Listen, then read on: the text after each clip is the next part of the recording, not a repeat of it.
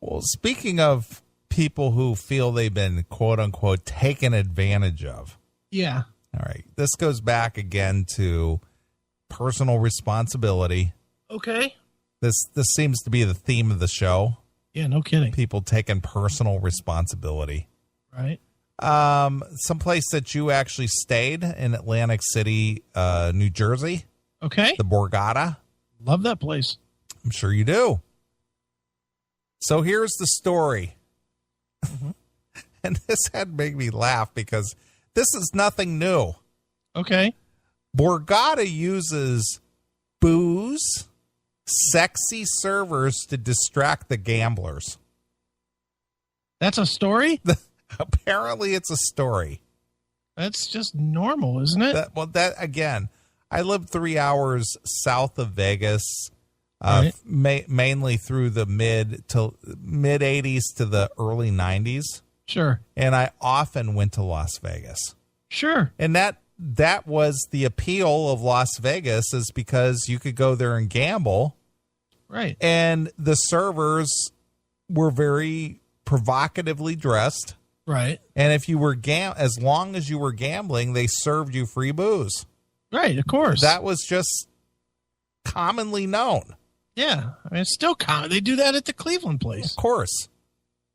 A professional gambler accused of cheating an Atlantic City casino out of $9.6 million by seeking an unfair edge at cards says the casino has its own method of gaining an advantage. That is plying gamblers with booze served by flirty, scantily clad waitresses. Jeez, oh man. It's like, what, did you just wake up today and realize that? Yeah. This has been going on for as long as I've been an adult. Yeah, that's just part of casinos. Yeah, that's just the appeal of going there. Did you see the movie Bugsy? Yes.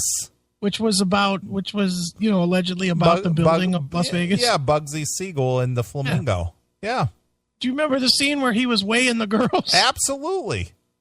Or what was that? What was the other movie Casino. where they were also weighing the girls? Casino, yeah. Yeah, he was just like, why is she 8 pounds over?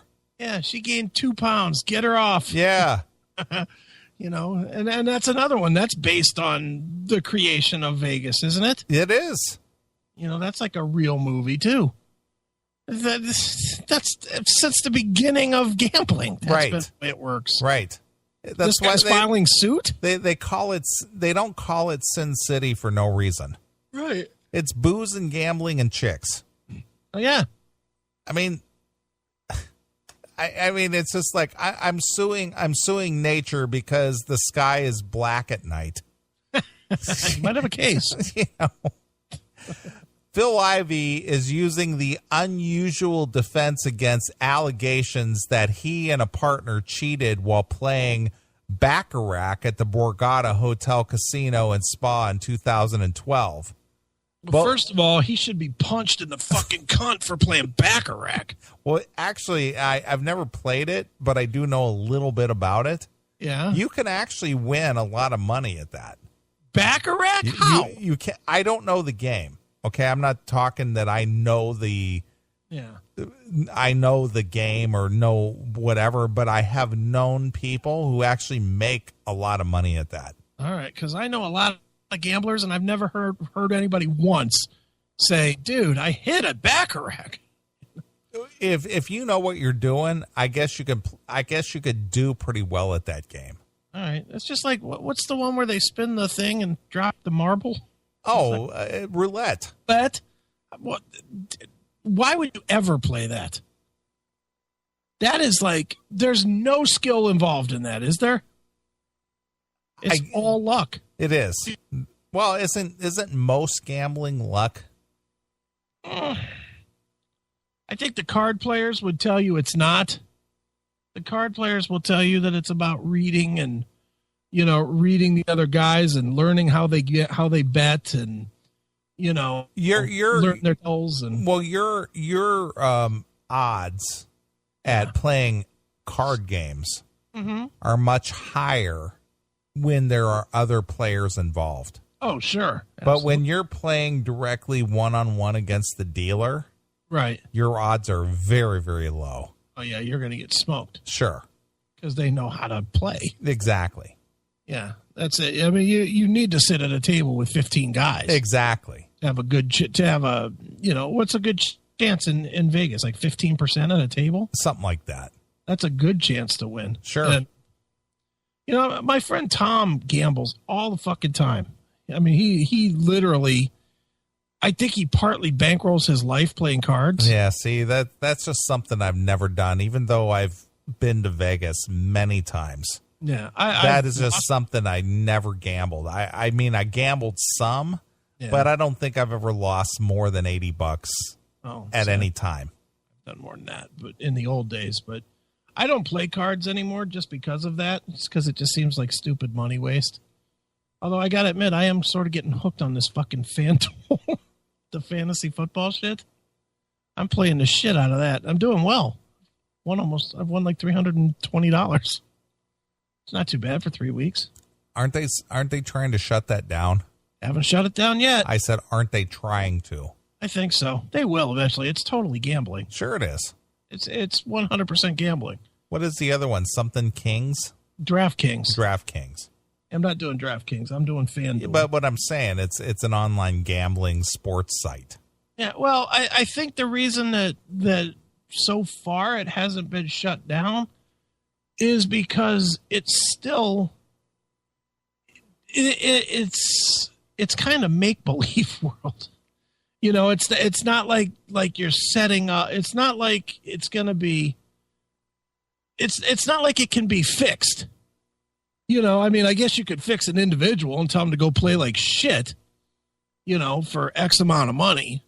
But that still wouldn't really help a gambler too much.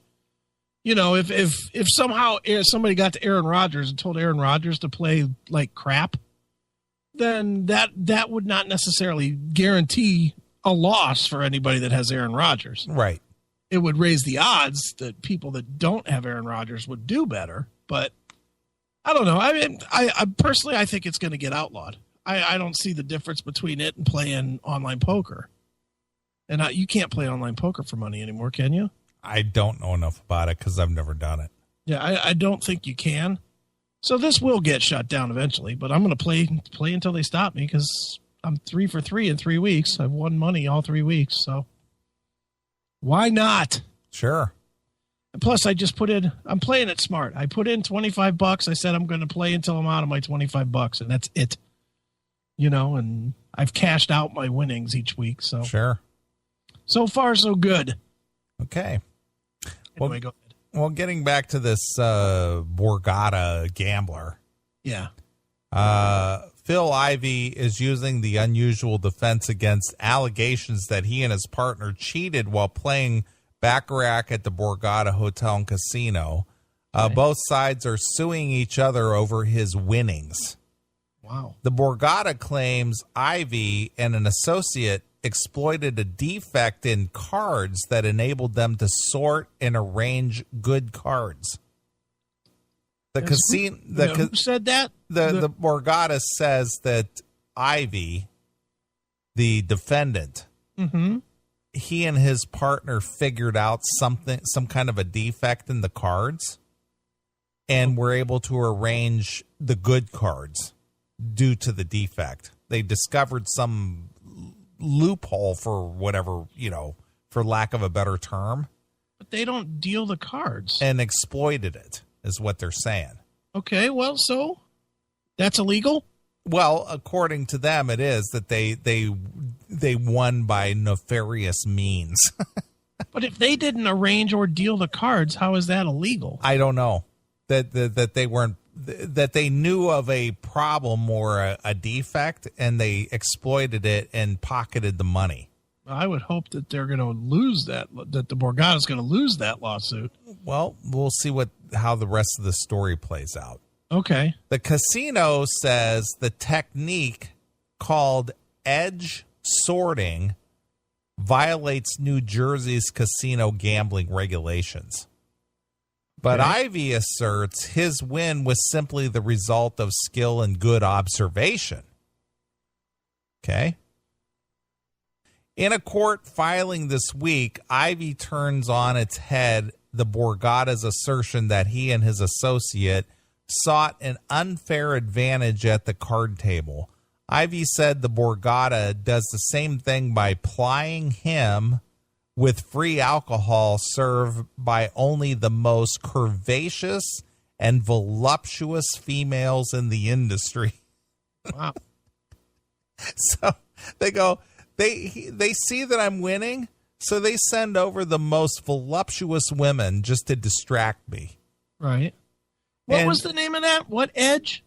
They call it the, let's see, Borgata claim, blah, blah, blah. The casino says the technique is called edge sorting. Edge. I'm just curious what that is. Yeah. What it says that it is.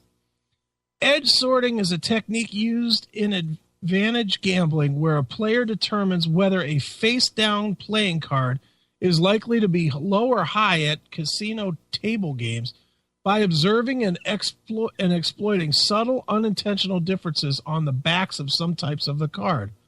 After persuading what is this, croupier, C-R-U-P-I-E-R, a croupier to cooperate, buy something. I got to click into it. Wow, this is like a whole... So they're saying that the cards are marked differently. Well, that's what he said. He's exploiting a defect in the card. Okay. So he realized that the cards on the back sides are marked differently for the different type of cards. Yeah. So there was like a tell in the deck of cards is what they purchased the cards. Correct. But he didn't bring it to their attention. Hey, I can tell what that card is by looking at the back. Right. I think that's kind of like what they're trying to say is that, I'm playing this game. It's not a game of chance anymore. It's a game of, certainty. Right. Because these cards are defective because of this marking. And and somehow they work with somebody else. And that's what makes it illegal, I guess. All right, this is interesting. It's like tag teaming or something, So you have two guys, and one or the other recognizes the defect in the card, and he won't bet down, but the other guy will. Right. So he plays according to get the right. Yeah, like okay, well the dealer's flop card is 2. Right, and it's got a certain marking on it. Exactly. So this guy won't play. He'll call or whatever. Yeah. But the other it goes around. But then the next card is the good card. Right. So the other guy doubles down on the good card. I get it. You see what I'm saying? So they're kind of playing in tandem here. Right. But they realize what the defect in the card is, so they'll go, well, that's not a good card to bet on. Right. So I won't bet on that, but you're going to get the next good card, so you double down on that. I see. Yeah, I see where that could be a cheat. Sure. Okay. Go ahead. I love these rules, though. I know. Yeah. I mean, who would know this when you're just going in to play cards? Sure, but they figured out how to exploit these loopholes and. How much cards have you played that you can look at the back of a card and see the slightest deviation in the ink and notice, well, that must be a 6 of hearts or whatever. Well, again, if you're so dedicated to that craft, I guess you would call it a craft. Mm-hmm. You look for every single little. I mean, it goes back to that movie Casino. Right? You remember the movie Casino, right? Sure, absolutely. Robert De Niro. Yeah, when he's measuring the dice and everything. Exactly. Joe Pesci is narrating the film. Right. And he goes, he knew if the guy had a bad weekend or if his girlfriend was pregnant or the humidity in the room that affected the boards on the floor. And, you know, that's the kind of people we're talking about here. Study their craft. Exactly. Right. All right. So anyway, after he made the claim about them plying them with alcohol, which, of course, he had to drink. Right, of course he did. Here we go with personal responsibility again. Just because some voluptuous girl brings you a drink doesn't mean you have to drink it. Yes, it does. Really? Yes. Open your trap there, fucky. I'm pouring this down your gullet. That's right. See these tits? Suck this drink down. Right. The casino declined comment. Okay. I can hear you right now. Borgata Casino, is it true that you ply these poker players with the most voluptuous, curvaceous women in the industry and ply them with drinks? Comment? Yeah. No. As soon as they say yes, I'll be like, what table do I need to sit at? Hail and kill, caller. You're on the air. Yeah, it's me again. You sick of me yet? No, go ahead. 6 months ago. I don't think the guy is saying that he had to drink the alcohol, that it was poured down his throat. I think he's saying that the casino is angling for every advantage, just the way he was doing. Exactly. So, but my point is if you're there to play and win, are you going to allow some chick with a drink to distract you, to lose your hand or lose your edge if you're there for a reason and you know that those elements exist? I don't think he did that. But he did. He's just pointing out that they're engaging in the same kind of chicanery. I agree. I agree with you 100%. But my point is what he's pointing out is that this is a known constant, is what I'm saying. That we already know that these gambling joints offer free drinks. Right. They offer attractive wait staff. They offer these things, but yet you choose to enter these premises and participate in these gambling games with the chance that you could win or lose. The same way the casinos know that anybody walking through the door could be edge counting or counting cards or some kind of mathematical whiz, or have that system where you could beat the roulette wheel. Right. Am I wrong though in thinking that this guy damn sure the casinos are making every effort to thwart those. Am I wrong in thinking though that this guy did not get rolled by the casino and he won the money? No, he won. He won. They're pissed off about it.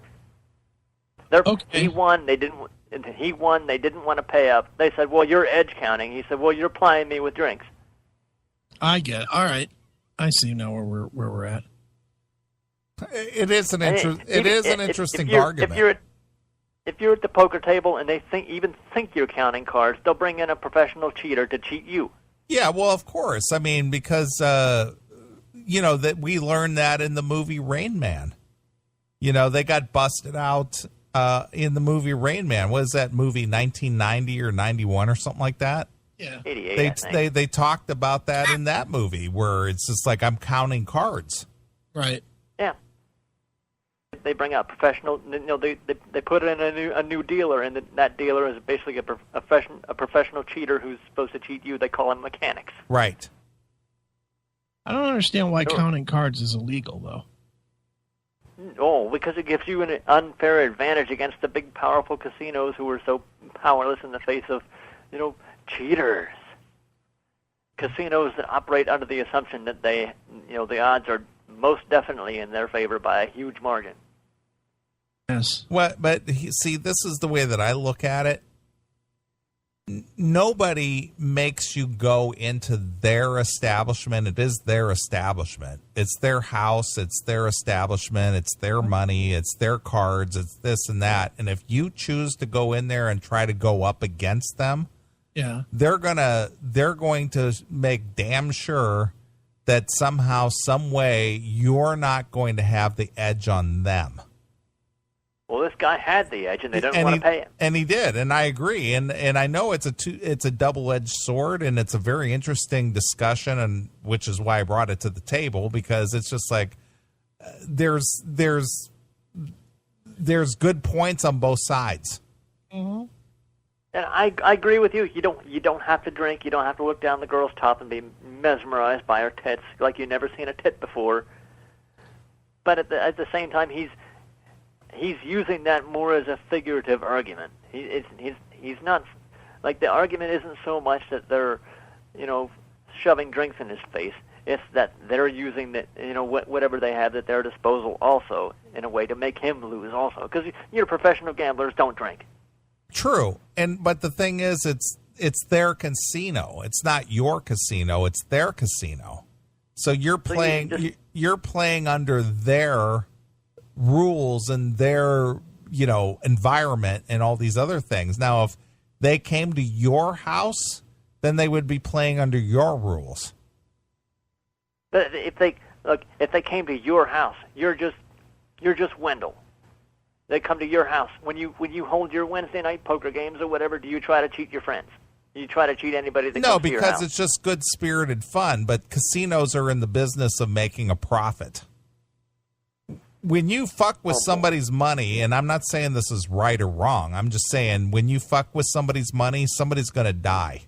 I mean, that's... Yeah, but they're in the business of gambling, too. True.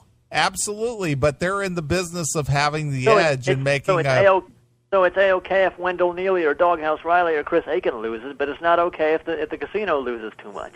Well, listen, I agree with you. I agree with your point. But my point is that casinos exist for the opportunity for them to make a profit. And nothing makes you go into the casino and gamble your money.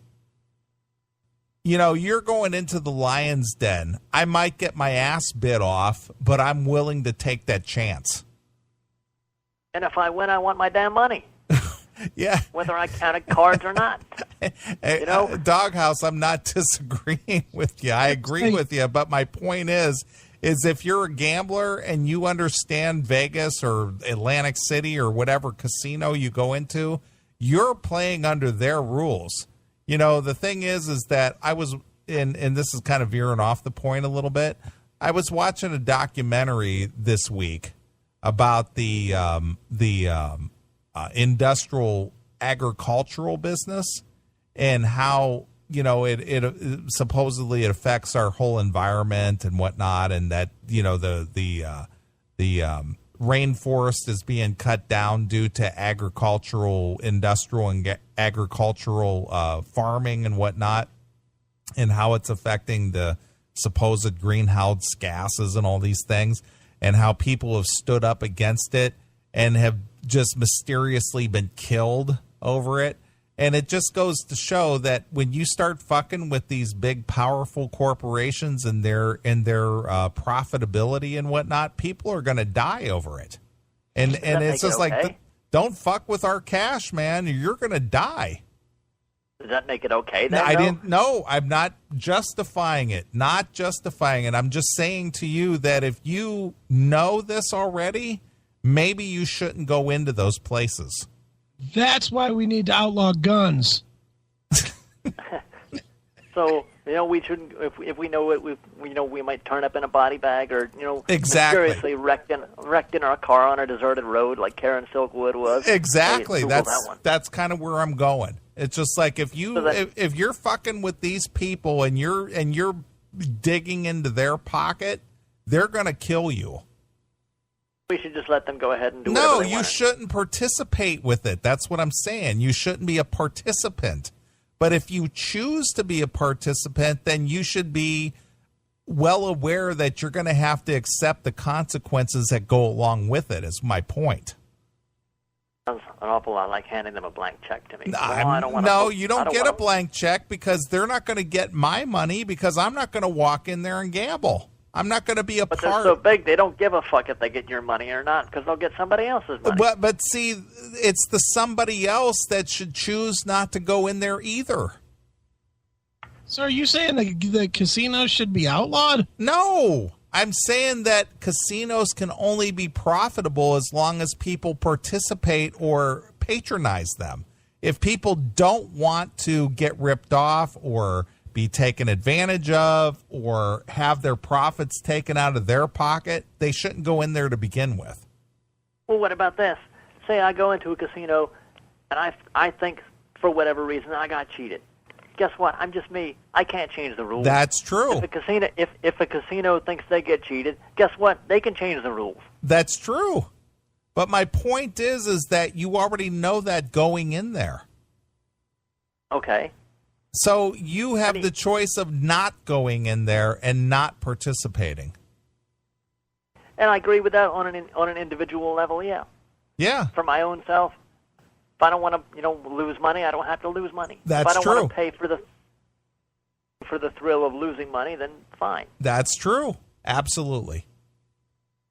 But on a grander scale, it's more. I see it more in terms of the giant corporation that doesn't give a fuck if they lose one customer, if they lose me or your, mine or your money, because there's always somebody else waiting. So you're basically saying we need to protect the Chris Holmes of the world. Wow. Chris Holmes, Jesus Christ. Back to him. True? 6 degrees. 6 degrees to Chris Holmes. That's kind of where I was going. It's not the smartest, not the sharpest knife in the drawer, but he's a guy he's going to get taken advantage of, so we got to protect that guy. Not that I necessarily. Okay, we either need to protect the Chris Holmeses of the world, or we need to ensure that the Chris Holmeses of the world get a few more brain cells. Because to be quite honest with you, the majority of people are not that smart.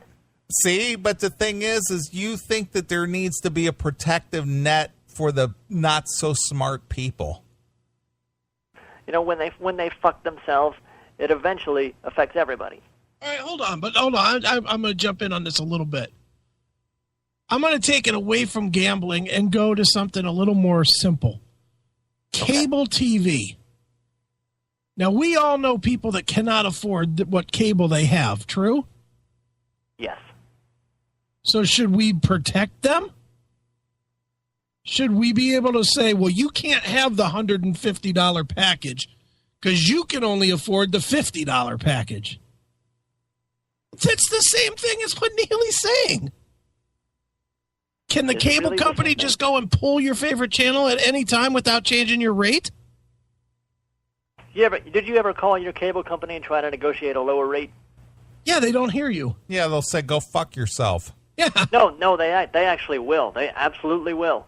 You call your cable company, you tell them you can't afford whatever rate you have, they will absolutely make a deal with you. All right. Well, are we going to protect the people Then at the end of it, they'll say, say you were paying $149 first, and they say, and they cut you a new deal where you lose some channels that you didn't watch anyway, but you're down to, say, $99 a month, right? Okay? So that's cutting a third of the bill off, right? Then they ask you, so how do you feel now? Because it's being recorded for customer service purposes, right? They say, so how do you feel about that now? And you say, I feel like you've been fucking me for 3 years.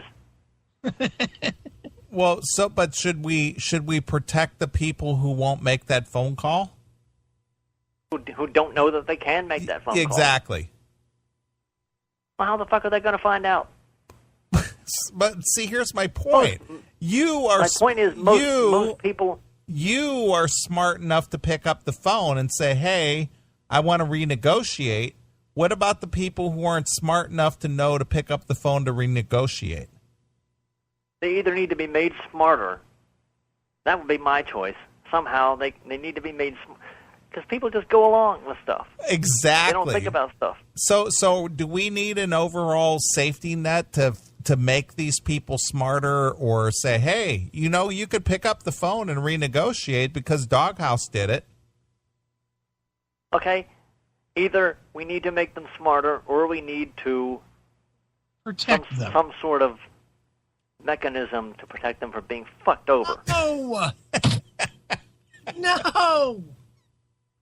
You don't need a mechanism you guys to protect operate anybody in this from jungle. anything. You guys operate in this jungle environment where the predator is without any kind of recourse. The predator is supreme because, well, no matter who he's fucking over, who he's taking advantage of or using, he knows he's doing it. He knows it's wrong. You guys talk about all this moralistic bullshit, but you really don't care about that because anybody who's taking advantage of is A-okay because the people he's taking advantage of are too stupid to know the difference, and they should know better. The people, in general, on every single thing known to man in business, as far back as you can go, business has always been predatory on the stupid. Always.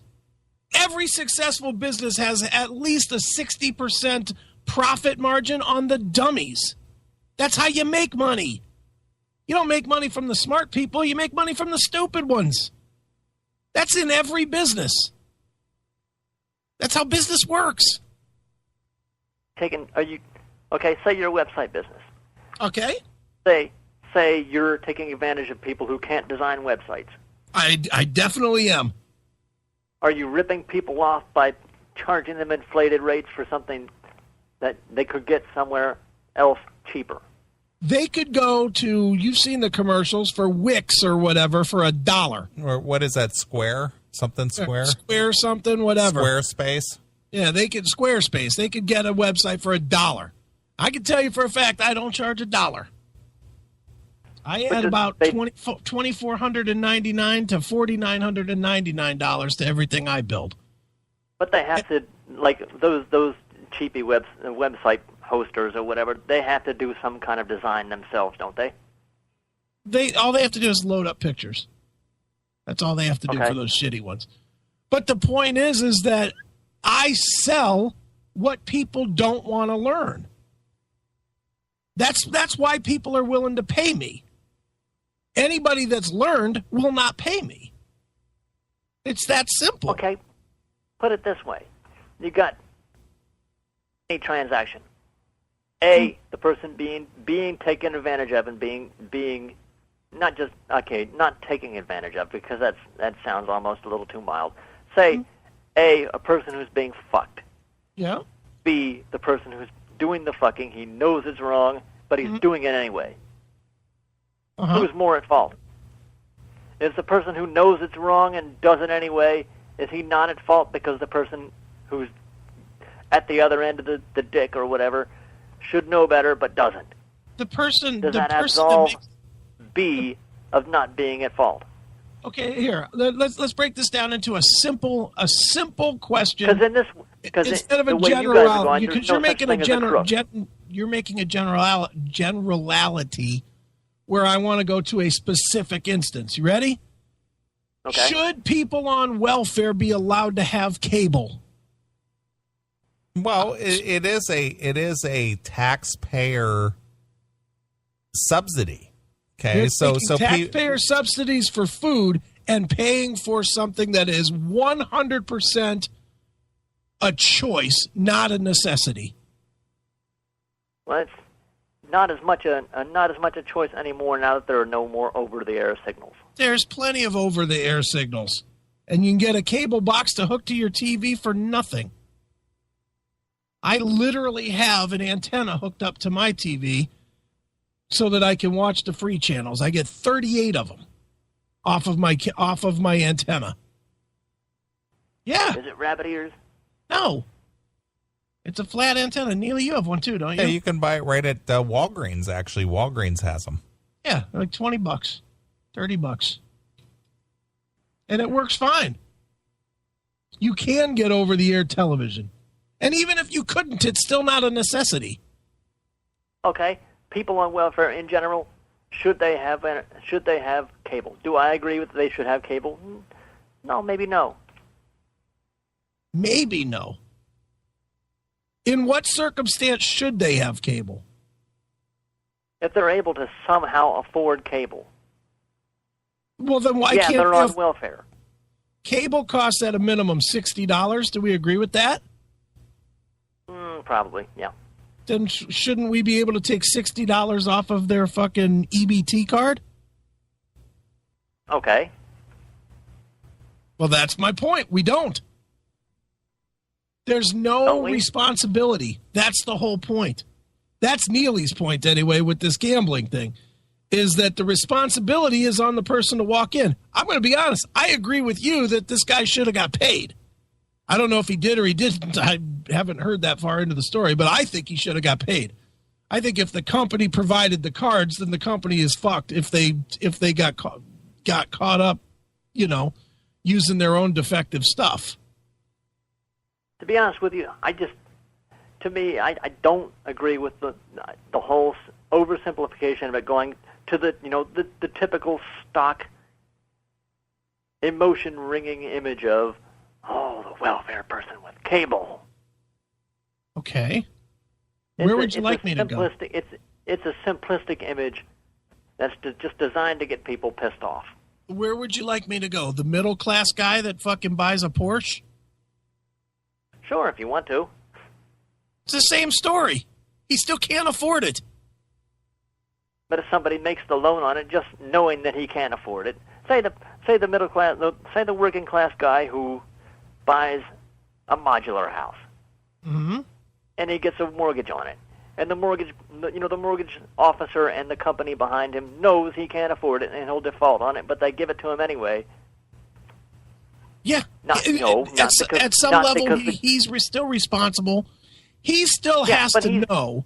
Look, I'll play this. I'll follow along with this one because I did this wrong. To be perfectly honest, when I bought my house, I paid $161,000 for my house. I was making $38,000 a year the year I bought my house. When you did the math, there was no way I could afford my house. No fucking way. I did it on one of these stupid 2-year ARM loan things where, you get this super cheap rate and in 2 years it's going to fucking balloon on you. And I knew from day one that my rate was going to be great. It was going to be like 2.2% or whatever for 2 years. And then it was going to balloon up to like 12. And I knew going in, because I had to sign off on the paperwork, what the rate was going to approximately be after the 2 years. Now, what I did to be semi-responsible was the minute I had 12 months of payments done and had my, made all my payments on time, I started refinancing the loan because I was smart enough to know I needed to get my foot in the door with the first loan, but I knew I couldn't afford it if I kept going. And I got the fuck out of it.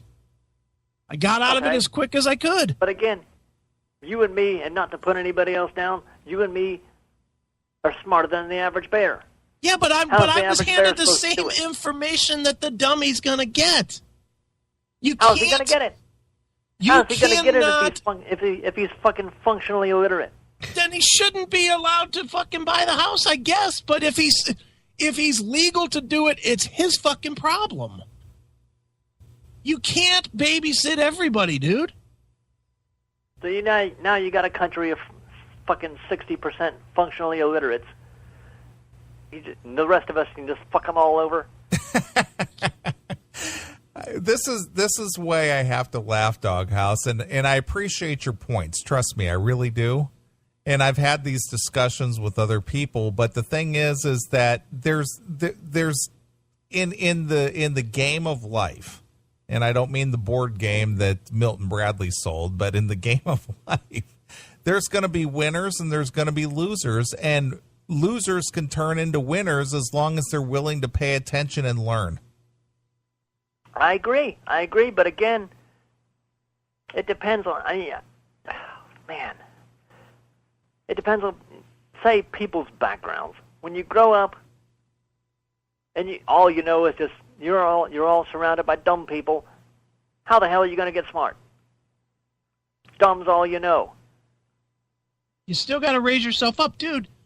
In case you haven't been following along, I was a fucking dumbass steel worker. I was not exactly computer programmer, business owner guy. Chris, I was steel worker guy making $12 an hour.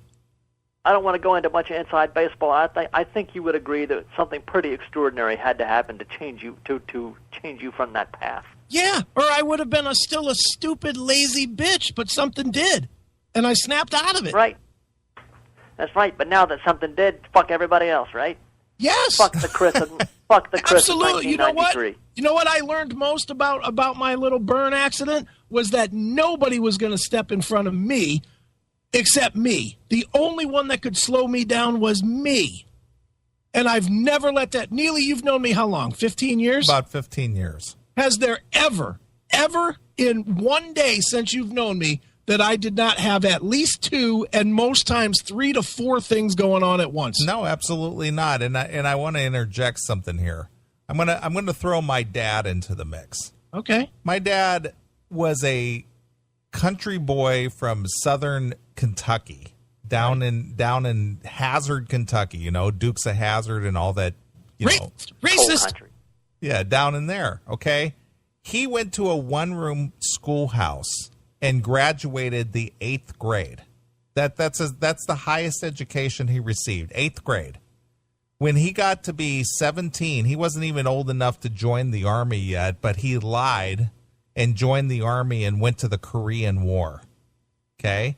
Because he wanted to get off the farm down in southern. Because that's the only way out is being cannon fodder. Well, he left the farm. He grabbed a train, left the farm, joined the Army, went to the Korean War. When he got out of the Korean War, he ended up in Chicago. And he went to Lincoln Tech and learned a trade from the GI Bill.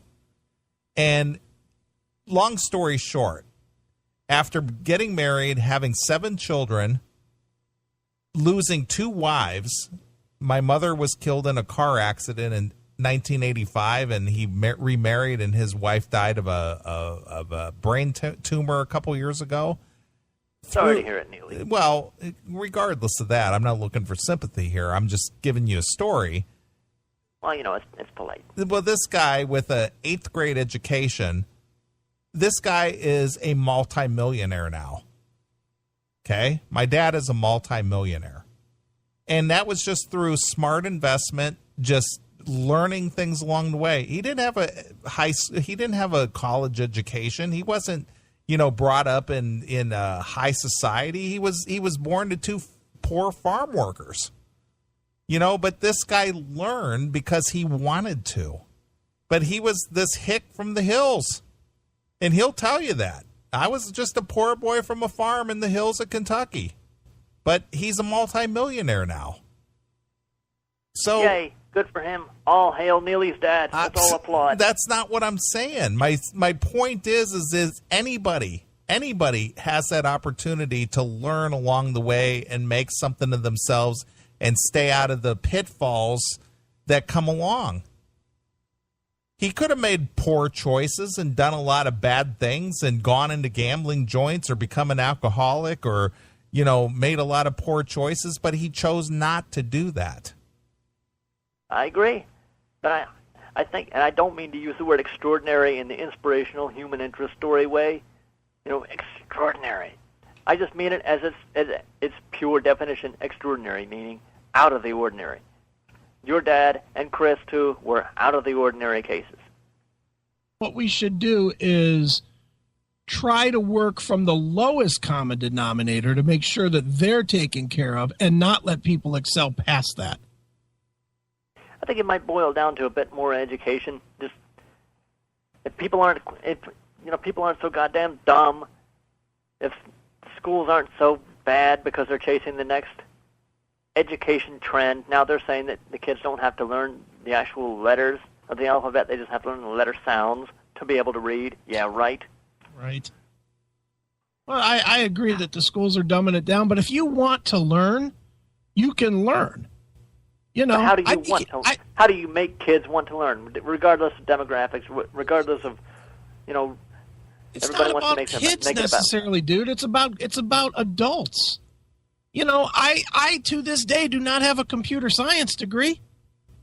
I taught myself how to do all this computer shit, all of it, out of necessity. I learned to do. I learned to do websites? This is the honest to God's truth. I had my little newspaper that I was doing, Music's Bottom Line, and I was paying a guy $1,500 a month to do the website for me. And I was like, what the fuck am I spending all this money on? I've got to be able to figure this out myself. And I taught myself web design, and I did it for free by going online and finding a course. But the thing is, most people don't realize that they're fucked until it's too late. I was fucked. Are you kidding me? I was fucked. No, you, but most people. The average bear, say. Well, the average bear. When did I become the extraordinary bear? Because they grew up in a shitty town, and they figure because they didn't go to college or whatever, because they didn't join the army, or maybe they joined the army and they got back and there weren't any fucking jobs. And they get back and they decide they basically figure through the whole Calvinist religious theology that's they're born into, that this is the best this is all they deserve, to stock shelves at Walmart. Then they turn up, they're 60 years old and they're on the edge of retirement. And then they're waiting for that long slog to Medicare. And then they realize slowly that they're fucked, that their house is falling apart. Honestly, I can't accept it, because I've lived the other way. Dude, I was broke almost all of my life. Almost all of it. I was broke. And then I just figured it out. And if you hadn't got blown up in the steel mill, you probably still would be broke. I probably still would be. Because there was nothing that forced you to change. But it didn't force me to change because I needed a new career. I just didn't want to fucking live that way anymore. I wanted to do better. I wanted to do things. I wanted to have money. Okay, look at it this way. Made it happen, Chris. No, I don't mean to put words in your mouth, but once you got out of the hospital and you were you squeezing your tennis ball or whatever, and obviously you couldn't go back to the steel mill, right? Well, they wanted me to. They tried to force me to.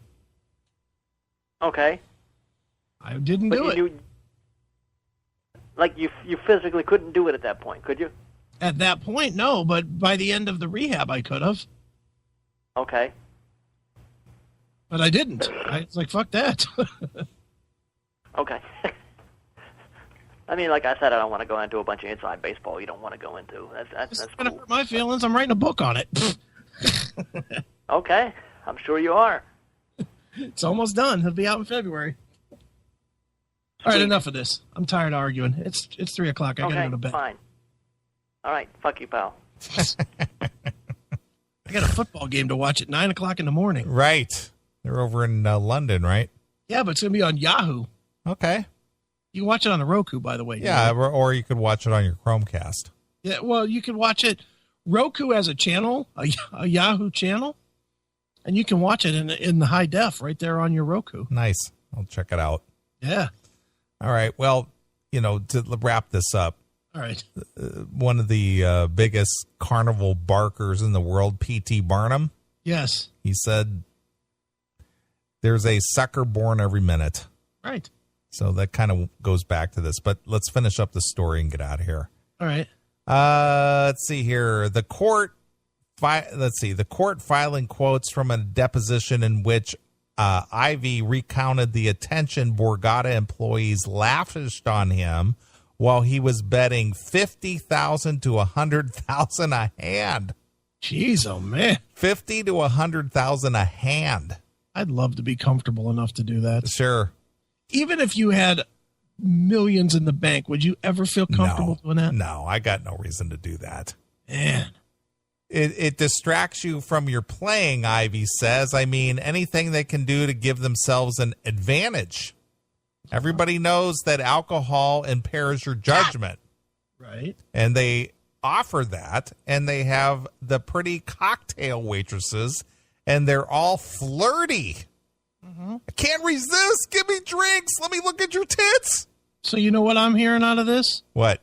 Straight edge fags have a clear advantage in the casino. Exactly. That's what I'm hearing. Yep. If you're a fag and you're good at gambling, none of this will affect you. If you don't drink. Exactly. Yes. They're talking to you, I got quite a few numbers. Yeah, money speaks, pal.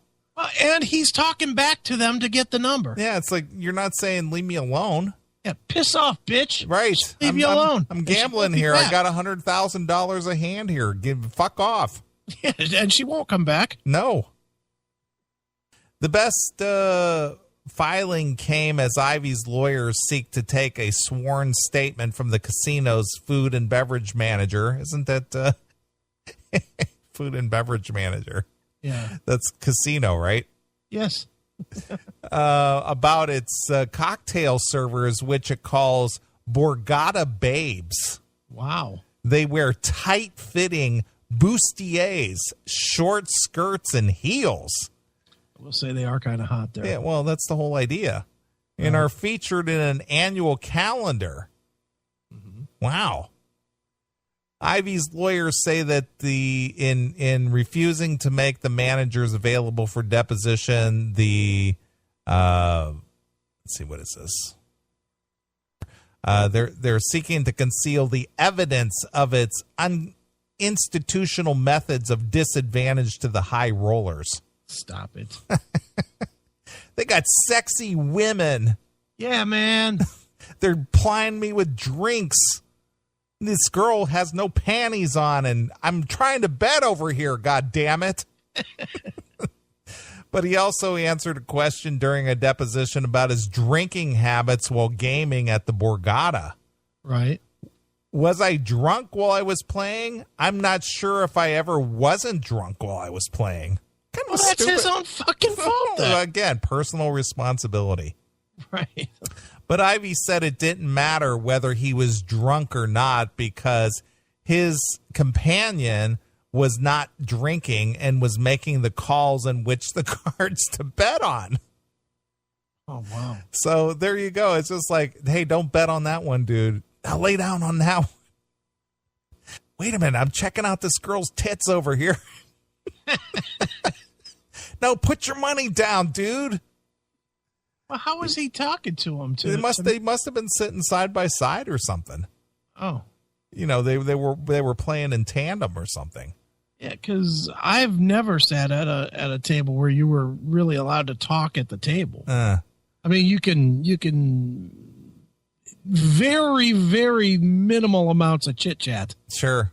Like, are you gonna fucking throw down or what? Right. You know, that's about it. There's no, hey, how's the wife and kid? Well, it probably worked a lot like Rain Man. Yeah, they were sitting there side by side, you know, and sort of like looking at each other or something. I don't know. Right, I guess. The Borgata claims the cards used in the game were defective in the pattern on the back, and it was not uniform. So, in my opinion, the Borgata should be suing the card manufacturer. Right. Not these dudes for discovering the defect. The cards have rows of small white circles designed to look like the tops of cut diamonds, but the Borgata says some of them were only half diamonds or quarters. Ivy has said he simply noticed things that anyone playing the game could have observed and bet accordingly.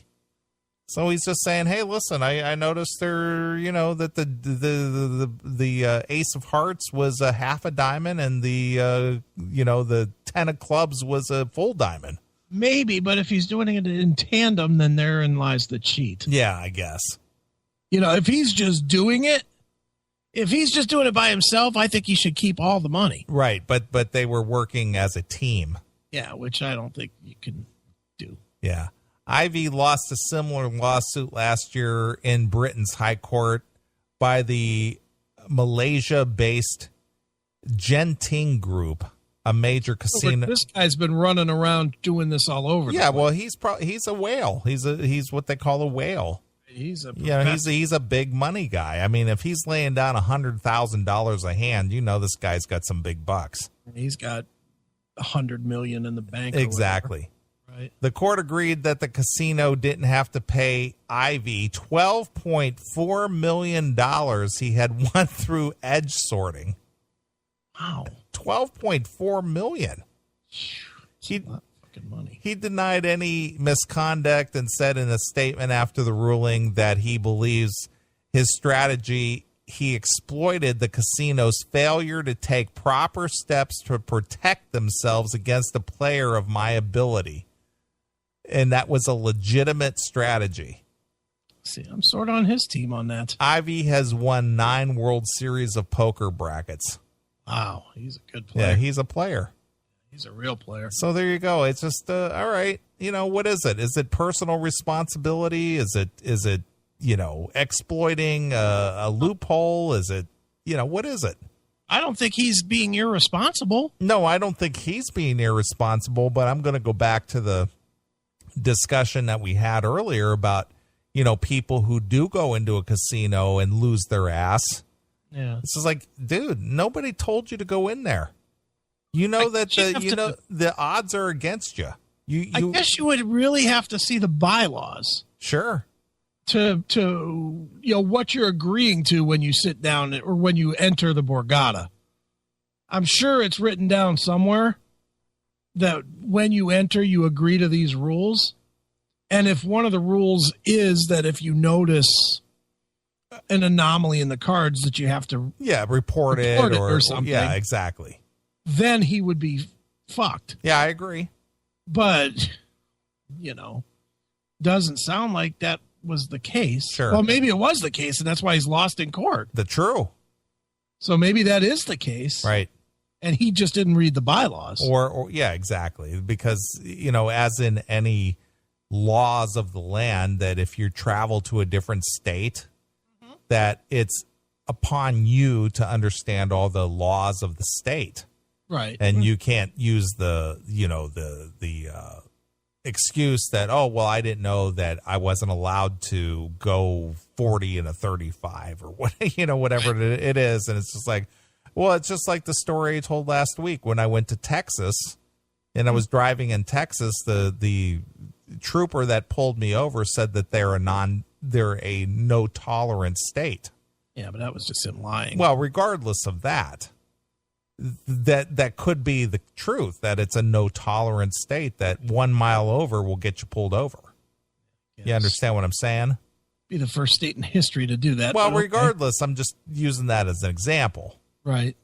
And you can't say, oh, I didn't know that. It's like, well, when you entered the state, it was your responsibility to know what our rules and regulations are here. Yeah. Well, it's like even at the museum. I mean, I had to look into the law of posting rules. Sure. And I found that we didn't have to post all the rules because the rules that we have just to be in that place are fucking page after page after page of rules. So I posted like the top 10 big ones, the main ones: can't fight, can't have a weapon, blah, blah, blah, blah, blah. That kind of shit. And then, but then I posted at the bottom a fucking scan link to all the rest. Right. And basically it says right on the sign that, by entering, you agree to both these rules and the rest that are on the website. Yeah.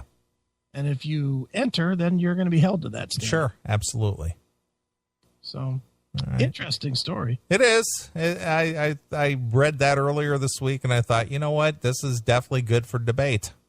So this guy is down $12 million? Yeah. Or more.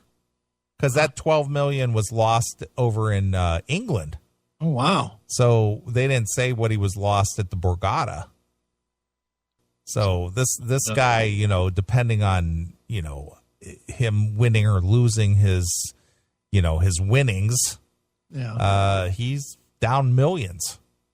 Oh, man. According to the rules, I guess. Right. So that's just crazy. It is crazy. But I hope everybody learned something tonight. You know what I learned? The chat room still doesn't like Doghouse much.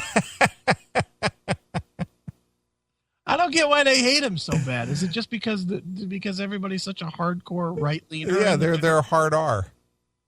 Which I think most people assume I am, but I'm always up to talk through it. I love debate. Right, wrong. I don't have to agree at the end of the night, but I enjoy the debate. If all we did was sit here and sucked each other off about how smart we all are, then that would be a really boring show. I agree. That's boring. I think Doghouse adds a huge thing to the show, personally. Sure. I agree. I like the opposing viewpoint. I do too. So I'm all for it. Yeah. So if you hate Doghouse, well, tough shit, because he's going to keep calling. I don't want to go, you're right, Chris. Yeah, you're right, Neeley. Yeah. I agree with you, Chris. Neeley, I think everybody should be allowed to have guns. I think you're right, Chris. I think everybody should have guns. You know what? That is such a good point. I think you have a good point. Yeah, it's fantastic. That's not the way it works. Well, that's not real life. I just find it funny because we do get a lot of emails and tweets and whatnot that say, I love the show because it's so real. And then people bitch when you have a debate with somebody that doesn't share the opinion. And I find it fun that the opinion always sort of matches ours. You know, if me and you have a general opinion and somebody else calls in with an anti-opinion, well, they suck. Of course they do. You know, because we're so fucking smart. Right. I love it. We're not the fucking smartest tools in the shed either. Right. We're right there next to Chris Holmes in the fucking dummy drill. All right. Well, it's been a good show tonight. I appreciate everybody who's tuned in and been a part of it. And what are you looking at now? Phil Oos. Oh, yeah. That picture of. Oh, the last thing he just wrote. Doghouse is full of shit and a butt plug. Wow. Pretty harsh. Good Lord. Wow.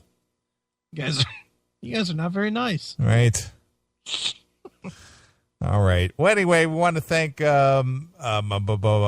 what's our Philippa from Thunder Mother for calling in. They got a new CD out. Go check it out. They're a Swedish rock band. It's called Road Fever is the name of their CD, and you might want to go check it out if you like Motorhead, AC/DC performed by Chicks. Yeah, check out some motherfucker or whatever their band's called. It's Thunder Mother. Whatever, motherfucker sounds better. It's Laser Wolf Mother. That's right. All right. Well, are we back next Saturday? You got anything going on, pal? The 31st. We are. It's Halloween in Cleveland. It's Halloween. I'll be in Cleveland. All right. So we will have a regular show that week, and then the next week I don't know. All right. Good enough. But for now, we do have a show next week. I don't have any idea if we're going to have a guest or not, but does it really matter? Not really. Okay. We should have the V on at some point since we're both talking to her. That's true. I mean, I haven't heard from her in weeks and weeks, and then she just texted me out of the blue last night. So she showed up here, but I did not talk about it. Right. Maybe next week we'll talk. I'll wait till she's on the show. Sure. All right. Well, I'm going to play something for Mr. Ivy over at the Borgata. All right. Going to leave you with something peaceful from Cinderella's Long Cold Winter release. Okay. You don't know what you got till it's gone. Nice. So we're going to get out of here. We'll be back next Saturday. We'll do this thing all over again. Everybody have a safe and enjoyable week. Yes. So for myself, Neeley, and my good friend Chris Hagan, we're gone. Bye, kids. See ya.